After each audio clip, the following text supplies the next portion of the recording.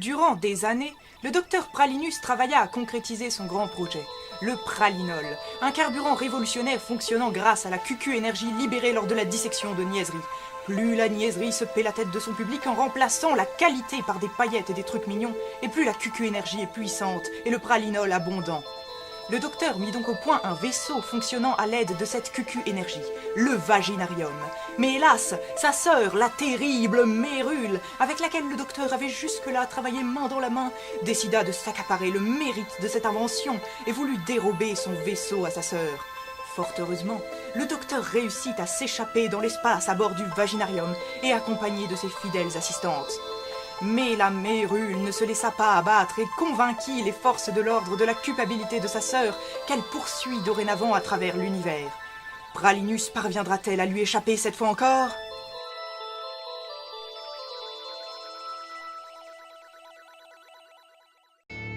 Journal de bord. Année stellaire numéro, nombre trop important pour qu'on prenne le temps de le dire à voix haute. Depuis qu'elles ont sauvé le vaginarium de justesse alors que j'étais sous l'emprise des diables de la télé-réalité, mes assistantes se permettent certains écarts qui m'inquiètent. Capitaine, c'est quand qu'on arrive ? Docteur, je suis docteur, nom d'une paramécie. Quand est-ce que ça va vous rentrer dans l'encéphale ? Docteur, c'est quand qu'on arrive ? Qu'on arrive où ? À notre prochaine escale. On ne s'arrête plus maintenant, ma petite QI0. Bientôt, nous parviendrons en effet dans la zone intergalactique, un espace de non-loi où les Space Cops n'ont plus aucun pouvoir sur nous et nous serons libres. Et à titre indicatif, ça prendra combien de temps ? Quelques jours. Désolé, capitaine. Docteur, si je ne me vidange pas d'ici quelques minutes, je vais exploser. Il faut que nous nous arrêtions dans une station-service. Dieu, c'est vrai que ça fait quelque temps que vous ne vous êtes pas vidangé. Et si le vaginarium dispose de nombreuses toilettes spacieuses où il fait bon se délasser quand on dispose d'une vessie ordinaire ? Vous qui venez ici dans une humble posture, de vos flancs alourdis déchargez le fardeau. Notre vaisseau ne dispose en revanche pas d'un ça par lequel nous pourrions éjecter les déchets toxiques que votre corps produit. Et vous dites que vous allez exploser.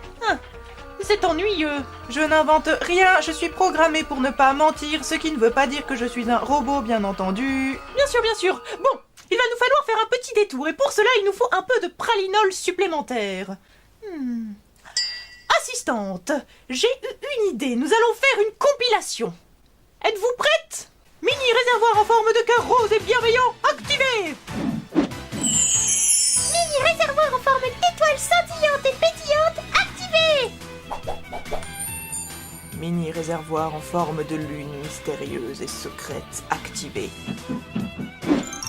Mini réservoir en forme de cristal pur et limpide activé.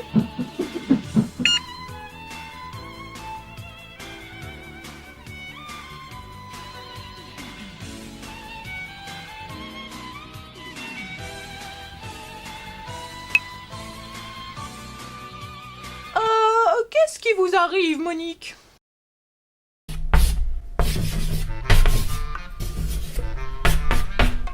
Quoi ? C'est moi où ça devient cochon.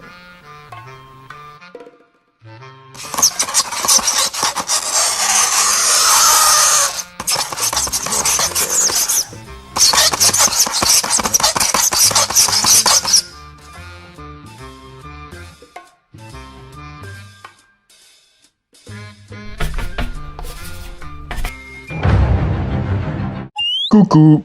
Eh bien, on fera avec. Vous pouvez quand même parler. Je vais essayer.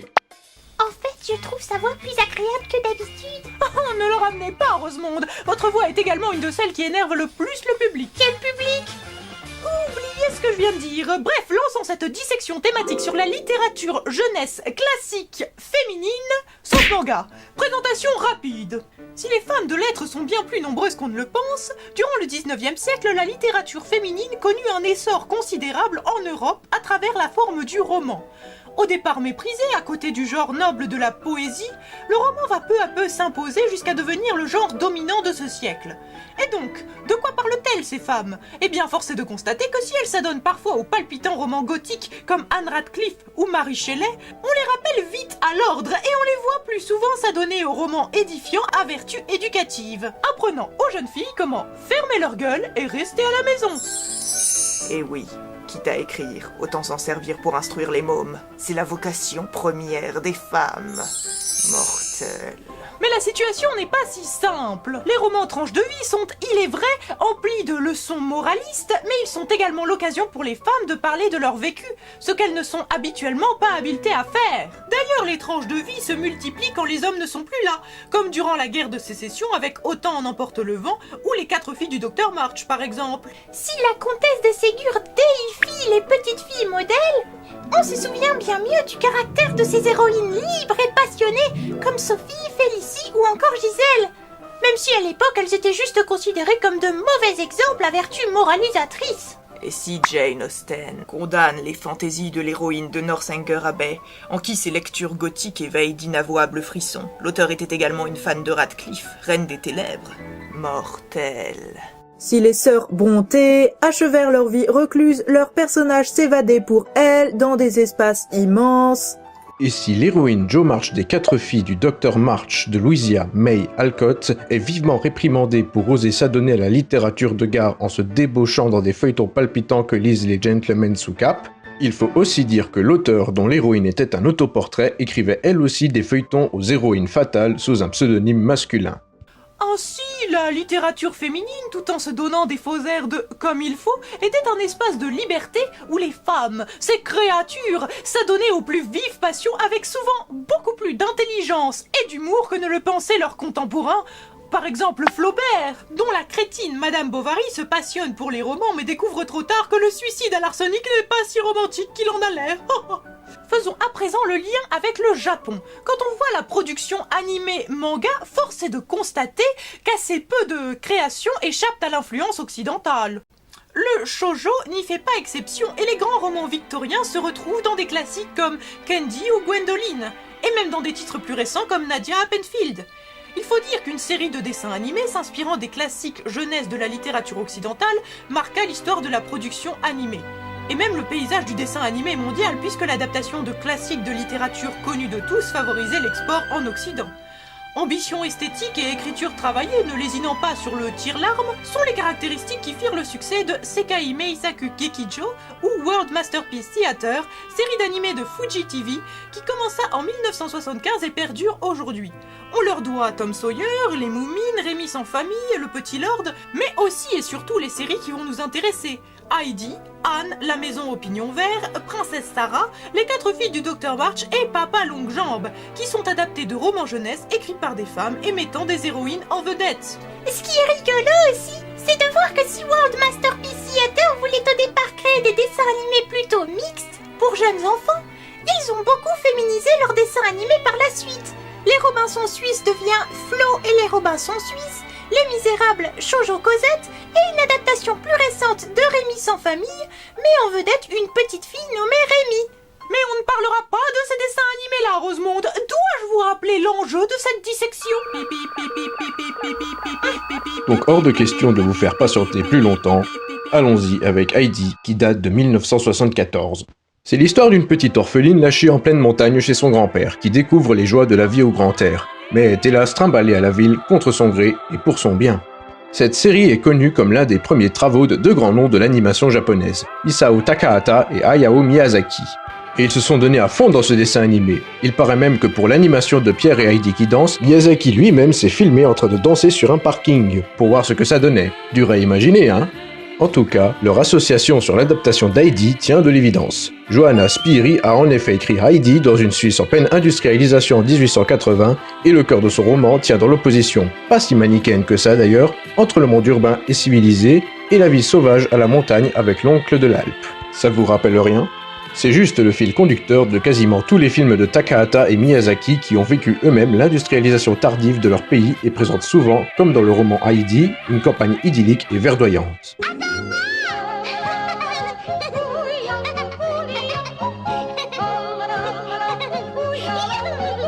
Oui, c'est un peu limite ces scènes psychédéliques avec les chèvres, mais faut se dire que c'était déjà dans le bouquin.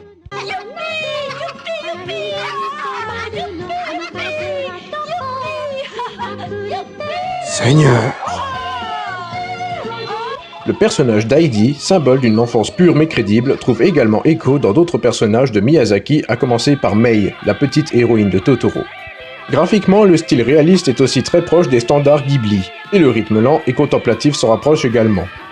En soi, la série reste assez bonne, même si la lenteur peut rebuter un jeune public contemporain moins patient.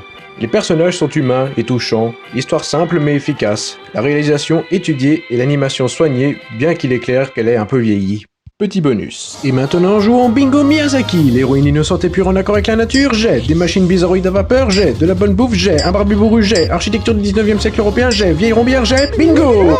Et côté Kota Kuku, puisqu'hélas on est face à une certaine qualité, si on ne trouve ni fanfreluche ni beau garçon, on ne peut pas retirer à cet animé qu'il est indéniablement kawaii. Pour Anne et la maison au pignon vert qui date de 1978 et est adaptée du roman de Lucy Maud Montgomery, publié en 1908, je ne vais pas m'attarder. La série raconte l'histoire d'Anne, petite orpheline recueillie par une vieille fille aigrie et son frère, un vieux garçon timide, lesquels croyaient adopter un garçon de ferme et se retrouvent avec une petite fille fantasque. Takahata a aussi travaillé sur cette série qui a les mêmes qualités qu'Heidi et aussi les mêmes défauts, à savoir une animation un peu datée et un rythme parfois très lent.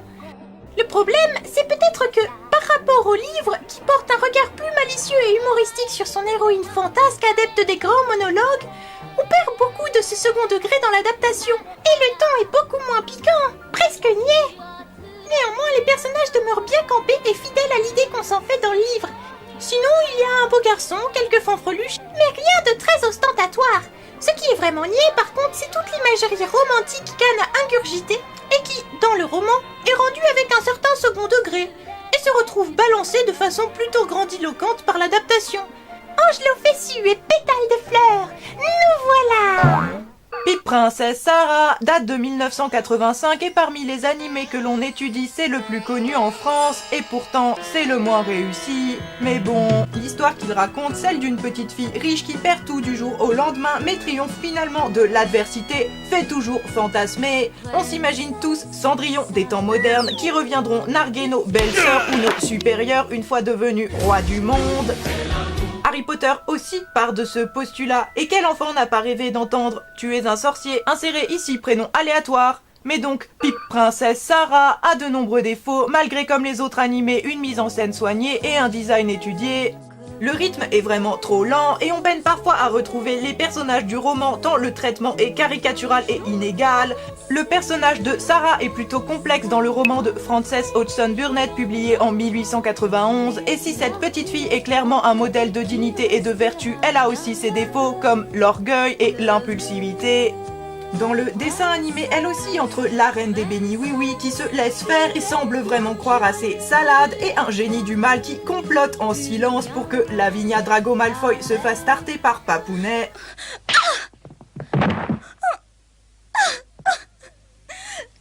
Oh, Lavinia!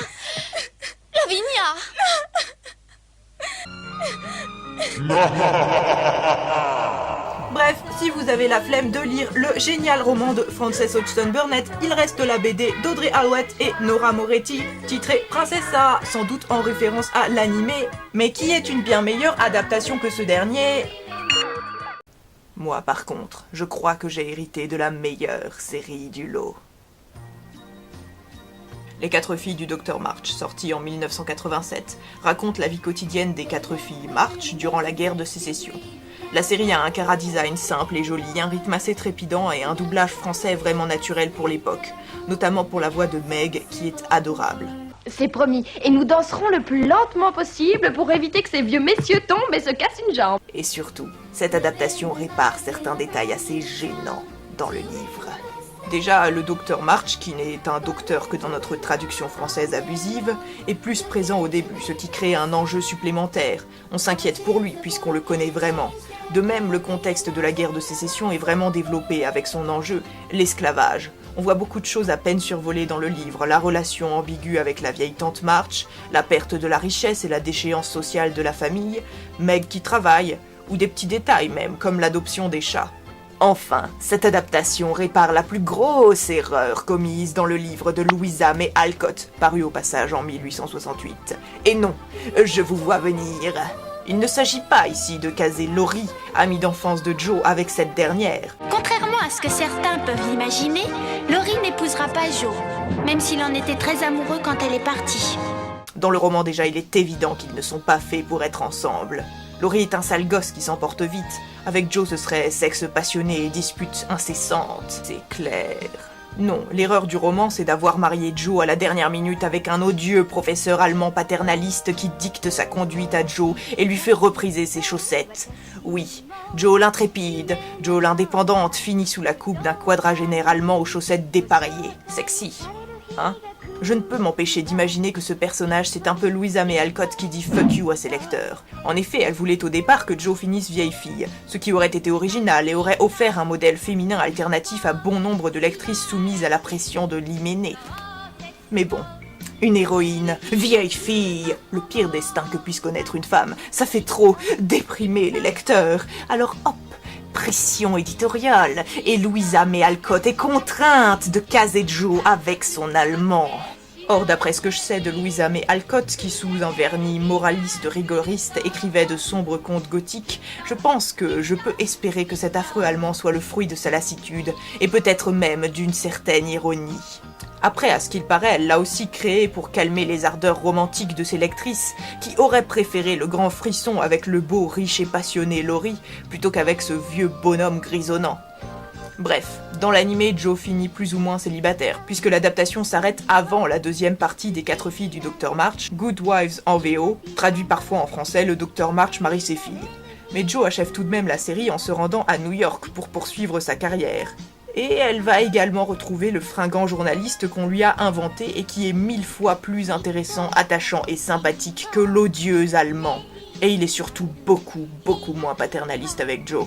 Et ça, c'est cool, c'est même mortel. Ceci dit, hélas, dans la suite de la série adaptée de Little Men, ou Le rêve de Joe March en français, et dont l'adaptation a été traduite Petite bonne femme, Joe est indubitablement marié avec son affreux professeur. Quel gâchis! Enfin, le problème ne vient donc pas de ma série mais de sa suite. Subséquemment, que dalle de pralinol de mon côté. Et concluons cette liste avec Papa Longue Jambe réalisée en 1990, qui si elle n'est pas la plus mauvaise adaptation de cette liste, n'est clairement pas la meilleure. Papa Longue Jambe est un roman épistolaire de Gene Webster publié en 1912.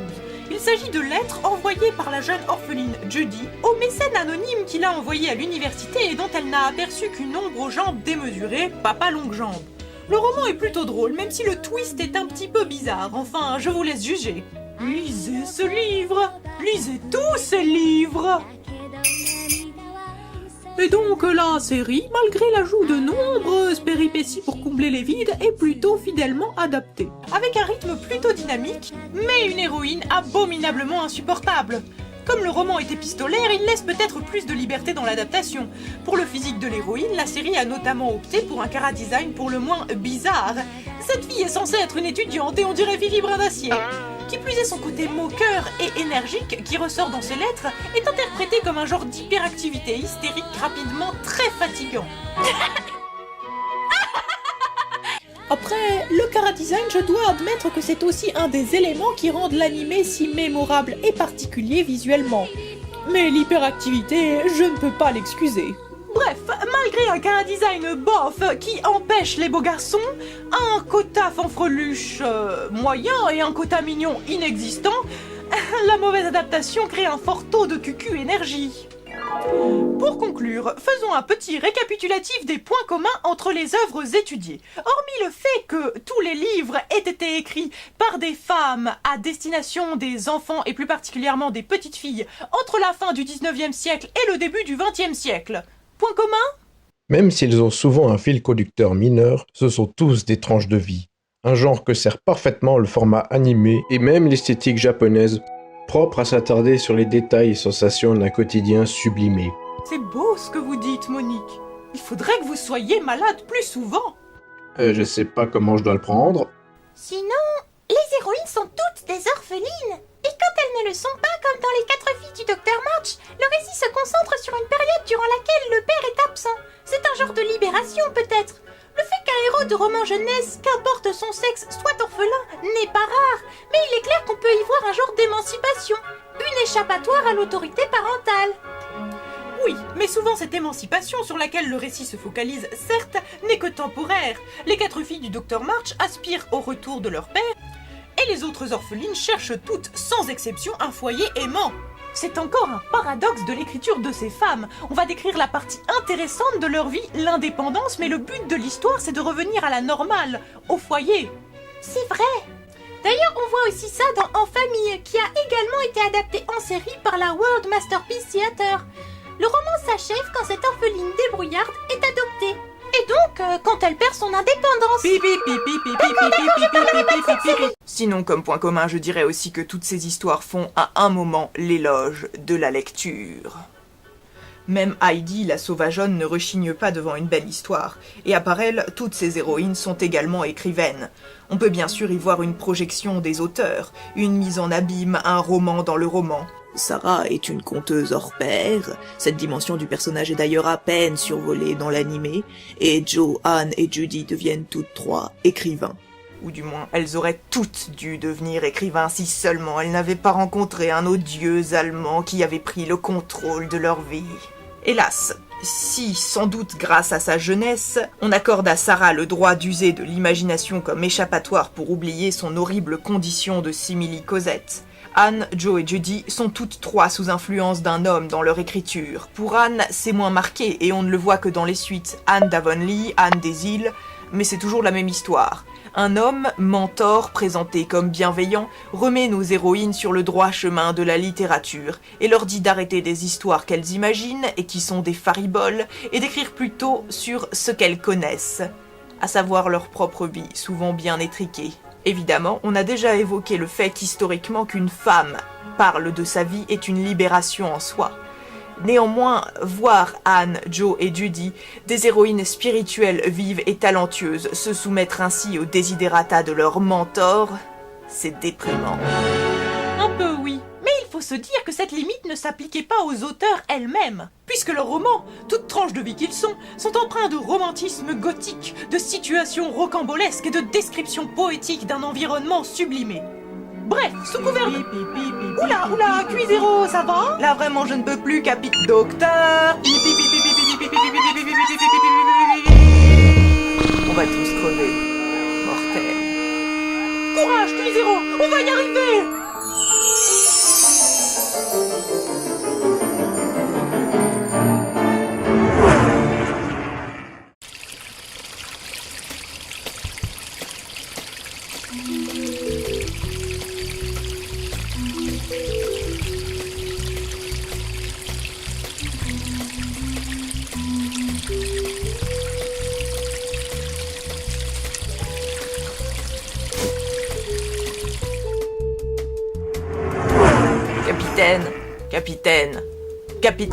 Docteur. Oui. Par hasard, est-ce que vous pensez pas que c'était un peu imprudent de sortir tout à visage découvert dans une station-service spatiale disposant de vidéosurveillance? Mince. C'était juste pour savoir. Pralinus, j'ai enfin retrouvé ta trace. Cette fois, tu ne pourras pas m'échapper. C'est pas ce que tu disais aussi les autres fois.